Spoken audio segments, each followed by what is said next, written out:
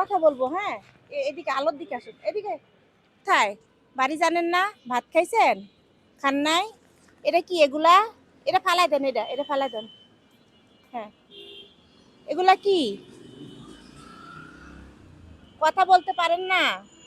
মুখে কথা নাই, পেটে ক্ষুধা। হ্যালো গাইসরা, আসলে দেখেন পেটে এত পরিমাণে ক্ষুধা, সে কথা বলতে পারতেছে না। আর এটা হলো একটা কম্বল, বুঝছেন, শীতের দিনে। তো আচ্ছা, বাড়ি কোথায় বলতে পারেন? বাড়ি বলতে পারেন না? ভাত খান নাই? ভাত খাবো, টাকা দিব? হ্যাঁ, টাকা দিব? কি বলবো গাইস, দেখেন আসলে এরকম অসহায় গরিব মানুষের আসলে পাশে দাঁড়ানো উচিত। দেন, ভাত খায়েন, ভাত চিনছেন? ভাত হবে? আহারে, কত অসহায়। বাড়ি কোথায় কইতে পারেন না? ছেলে মেয়ে নাই? দেশের বাড়ি কইতে পারেন না?